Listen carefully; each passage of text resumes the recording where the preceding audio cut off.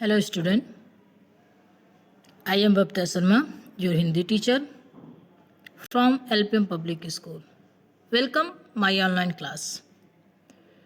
हम आपकी बुक व्याकरण से चैप्टर 2 जिसका नाम है वर्ड विचार। पहले चैप्टर में हम लोगों ने पढ़ा था भाषा, बोली, लिपि और व्याकरण कि भाषा किसे कहते हैं, बोली कितनी होती हैं, लिपि क्या है, मतलब व्याकरण क्या है। तो हम लोग ने फर्स्ट चैप्टर में पढ़ा था। अब हम आपकी बुक से ही पढ़ेंगे चैप्टर 2 वर्ण विचार कि वर्ण विचार किसे कहते हैं, वर्ड किसे कहते हैं। तो भाषा की सबसे छोटी इकाई वर्ण कहलाती है जिसके टुकड़े और खंड न किए जा सके। आपके बुक में दिया है कि किसी भी भाषा को सीखने के लिए सर्वप्रथम उसकी मूल ध्वनियों को सीखना पड़ता है। ध्वनियाँ, मूल ध्वनि जो होती है उसको सीखना पड़ता है। जब हम बोलते हैं तो हमारे मुख से कुछ ध्वनियाँ निकलती हैं, जैसे तुम झूला झूलो, ये एक आपका पूरा वाक्य है, तुम झूला झूलो, तुम झूला झूलो, क्योंकि वर्ड से शब्द बनते हैं, शब्द से वाक्य बनते हैं। अब ये जो ध्वनियाँ आपकी निकली हैं, तुम झूला झूलो, इनको अब हमें इन शब्दों के, इन वाक्यों के हमें खंड करने हैं, अलग अलग करने हैं। जैसे दिया है कि आपके बुक में दिया है कि तुम दिया है, इसके हम खंड करेंगे त प्लस उ प्लस म प्लस अ। झूला, अब झूले का करिए झ प्लस उ प्लस ल प्लस आ। उसके बाद झूलो, झ प्लस उ प्लस ल प्लस ओ। ये जो शब्द हैं इनके हम टुकड़े तो कर दिए, लेकिन इसके बाद जब हम उपयुक्त शब्द में कई ध्वनियाँ हैं, इनके टुकड़े नहीं किए जा सकते हैं। जो टुकड़े हो चुके हैं अब उसके हम टुकड़े करना चाहें तो नहीं हो सकते, क्योंकि वह वर्ड हैं और वर्ड के टुकड़े नहीं किए जा सकते हैं। यही ध्वनियाँ वर्ड कहलाती है, यही ध्वनियाँ वर्ड कहलाती है। भाषा की सबसे छोटी इकाई वर्ड कहलाती है, भाषा की सबसे छोटी इकाई वर्ड कहलाती है। अब हम पढ़ेंगे वर्णमाला। वर्णमाला कि वर्णमाला किसे कहते हैं। आप ऐसे कह सकते हैं कि भाषा की ध्वनियों को क्रमबद्ध समूह से लिखा जाता है, उसको वर्णमाला कहते हैं। आपके बुक में दिया है कि भाषा की ध्वनियों को व्यवस्थित वर्ण समूह को वर्णमाला कहते हैं। वर्णमाला, वर्ण क्या है, वही आपके अ से लेके ज्ञ तक। अगर आप अ लिख के ज लिख रहे हो, ज के बाद छ लिख रहे हो, छ के बाद य लिख रहे हो, तो ये आपके वर्ण कहलाएंगे, पर वर्णमाला नहीं कहलाएंगे, क्योंकि आपने उसको क्रमबद्ध वर्ड बाय वर्ड नहीं लिखे हैं ना। क के बाद ख आता है, ख के बाद ग आता है, वर्ड कहलाएंगे पर वर्णमाला नहीं कहलाएंगी। हिंदी में वर्ड दो प्रकार के होते हैं, स्वर और व्यंजन। ये आप थर्ड फोर्थ में भी पढ़ चुके हैं। अब पढ़ें स्वर किसे कहते हैं। स्वर क्या है? स्वर वे वर्ण है जो बिना किसी अन्य ध्वनियों की सहायता से बोले जाते हैं। आप ऐसे भी कह सकते हैं कि स्वर स्वतंत्र होता है, उसे किसी की भी सहायता नहीं लेनी पड़ती है। इसका उच्चारण करते समय हवा बिना किसी रुकावट के मुंह से बाहर निकलती है, इसीलिए तो इसे कहा जाता है कि स्वर स्वतंत्र होता है, उसको किसी चीज़ की कोई रुकावट नहीं मिलती है। हिंदी की वर्णमाला में कुल 11 स्वर है। अ, आ, इ, उ, ऋषि, ए, ओ, औ।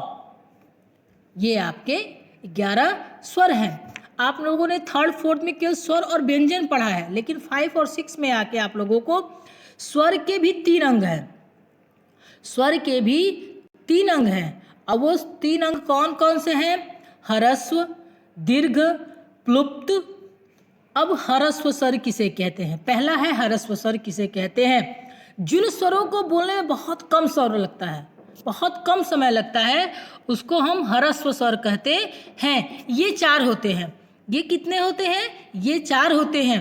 अ, छोटी, छोटा उ, री, क्योंकि इसको बोलने में बहुत अ, इ, उ, री, इसको कम समय लगा। उसके बाद है आपका दीर्घ स्वर। तो दीर्घ स्वर जिन स्वरों को उच्चारण करने में ह्रस्व से दुगना समय लगता है। ह्रस्व में बहुत कम समय लगता है, दीर्घ में उसका दुगना समय लगता है, उन्हें दीर्घ स्वर कहते हैं। ये 7 होते हैं। ये 7 होते हैं। आ, ई, उ, ए, ओ, औ। ह्रस्व में बहुत कम समय लगता है, दीर्घ में उसका दुगना। ह्रस्व 4 होते हैं और दीर्घ 7 होते हैं।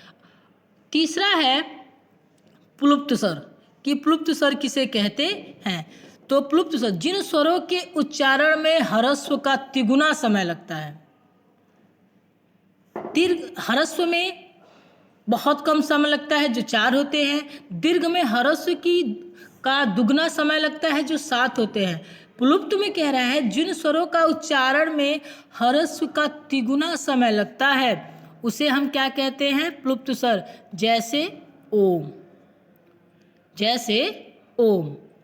तो हमने पढ़ा भी कि स्वर और व्यंजन, तो स्वर 11 होते हैं और स्वर के भी 3 रूप हैं, ह्रस्व स्वर, दीर्घ स्वर और प्लुप्त स्वर। ह्रस्व स्वर में बहुत कम समय लगता है, वे 4 होते हैं।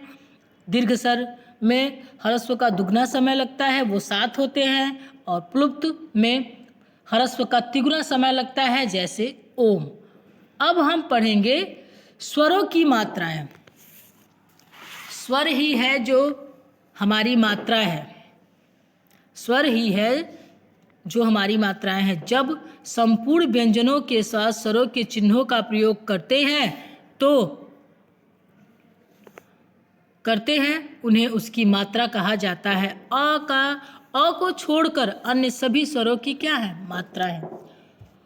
आपके 11 स्वर हैं और 11 स्वर में 10 स्वर, जो 10 स्वर हैं उनकी मात्राएं होती है अ को छोड़कर, क्योंकि अ हर एक व्यंजन में मिलता है। अ एक ऐसा स्वर है जो आपके हर एक व्यंजन में आपको मिलेगा, इसलिए अ का कोई स्वर नहीं होता है। और उसके बाद जो 10 बचते हैं उसके मात्राएं होती हैं। अब आइए हम पढ़ते हैं कि स्वरों की मात्राएं। आपके बुक में दिया है स्वरों की मात्राएं, दिया है स्वर, मात्रा, मात्रा सहित व्यंजन और उदाहरण दिया है। तो अ की कोई मात्रा नहीं है, आ की मात्रा आपका आ का ये मात्रा है, और तो इसमें है प प्लस आ, तो बन गया पा, इसका उदाहरण हो गया पान।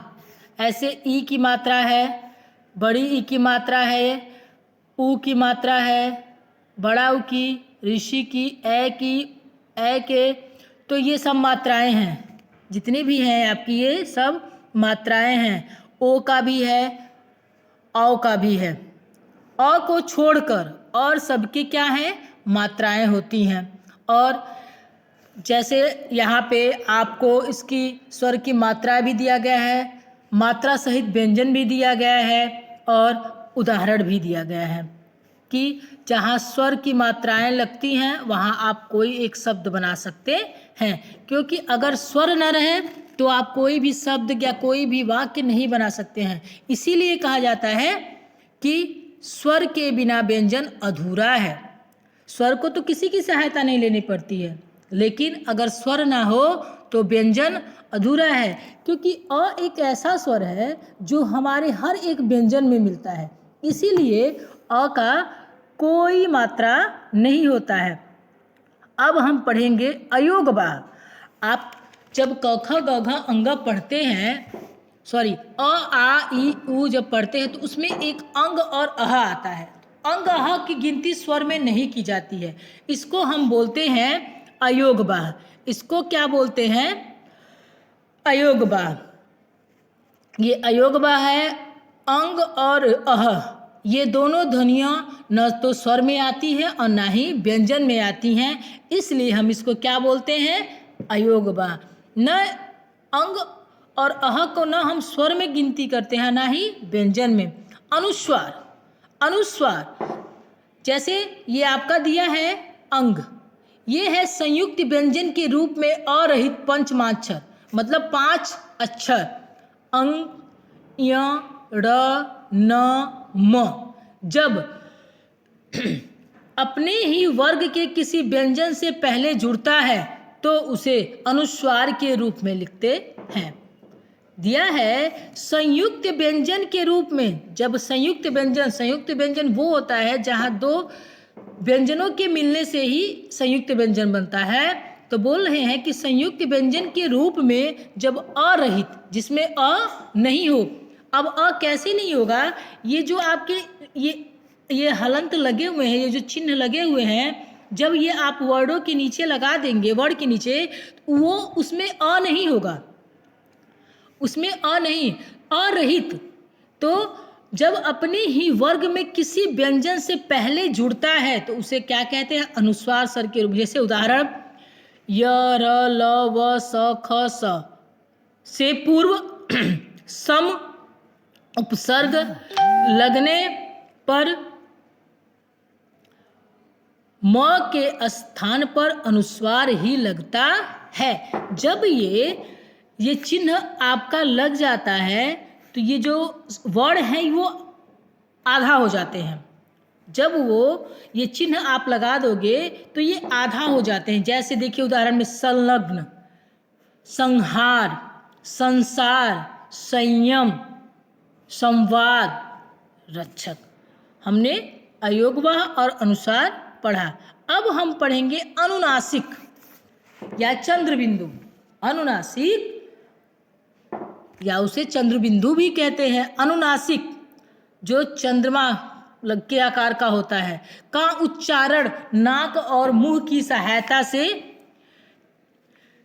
किया जाता है। अनुनासिक जैसे चांद, गांव, दांत, ऊंट आदि। इसका उच्चारण जब हम करते हैं तो हमें किसकी सहायता लेनी पड़ती है? नाक और मुंह की सहायता लेनी पड़ती है। अब हम पढ़ेंगे विसर्ग।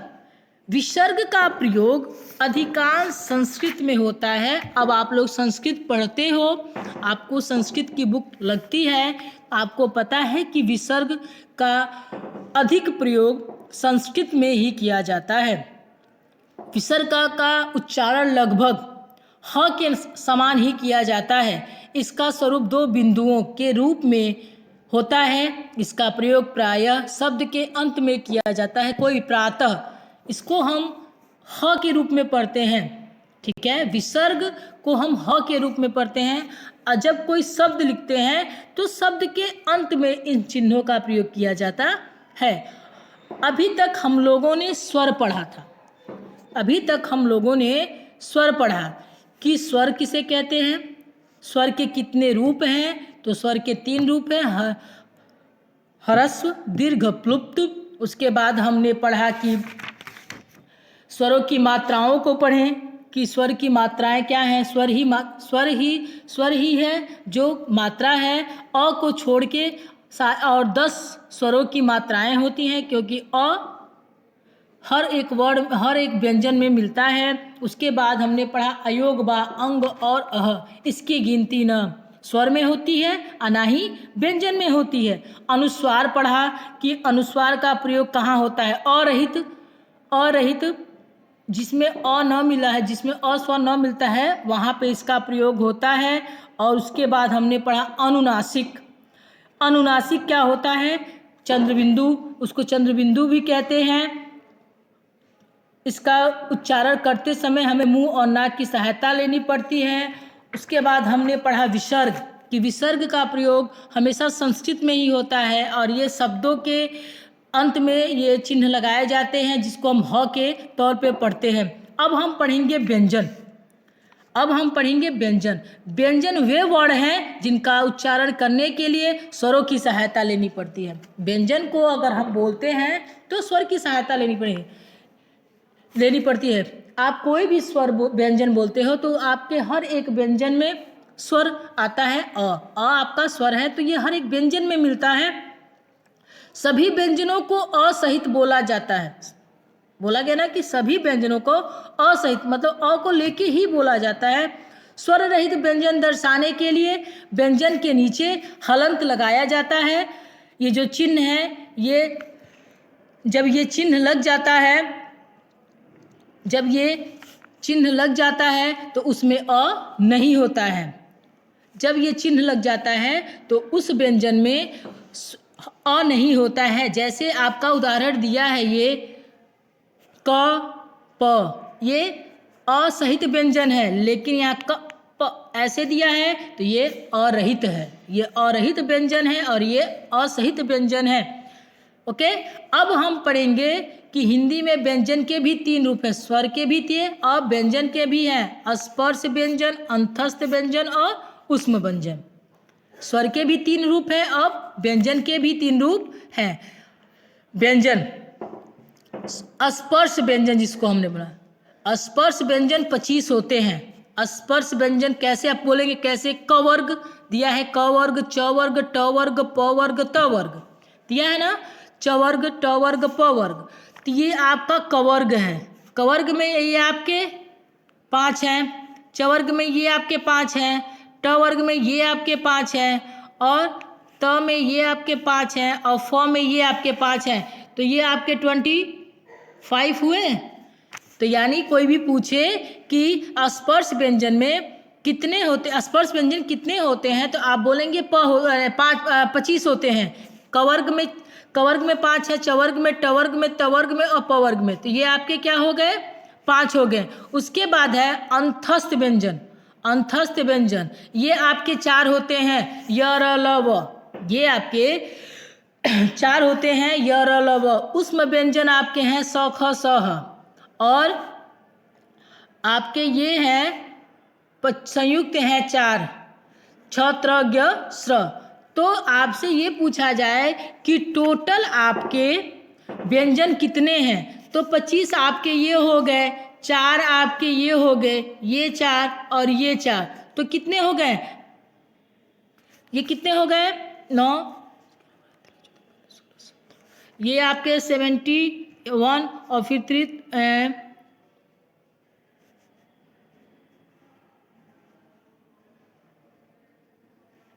37। ओके, तो आपके ये बोला जा रहा है कि 25 आपके स्पर्श व्यंजन हैं, 4 अंतस्थ व्यंजन हैं, 4 ऊष्म व्यंजन हैं और संयुक्त व्यंजन जो है वो क्या होता है, 2 संयुक्त व्यंजनों के मिलने से ही बनता है।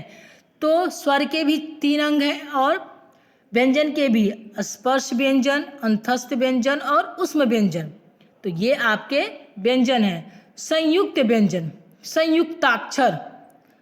संयुक्ताक्षर क्या होता है? तो एक से अधिक व्यंजनों के मिलने से व्यंजनों को संयुक्ताक्षर या संयुक्त व्यंजन कहते हैं। एक से अधिक मतलब एक से तो संयुक्त व्यंजन है, एक और एक, 2 जब रहते हैं तो संयुक्त अक्षर बनते हैं। जैसे छ है तो क प्लस ख प्लस अ बराबर छ, क्षमा। ठीक है। त्रिकोण, श्रम। व्यंजनों की कुल संख्या 33 है। मैंने व्यंजनों की कुल संख्या 33 है, परंतु ड़ और ढ हिंदी के कुछ विशेष ध्वनियाँ हैं। इसके अतिरिक्त हिंदी में कुछ अन्य ध्वनियों का प्रयोग किया जाता है, जैसे अनुस्वार, अनुनासिक और विसर्ग। व्यंजन आपके 33 हैं और व्यंजन आपके 33 हैं और स्वर आपके 11 हैं। ओके, और जो आगे का वीडियो है, आगे का चैप्टर हम नेक्स्ट वीडियो में आपको समझाएंगे। Thank you.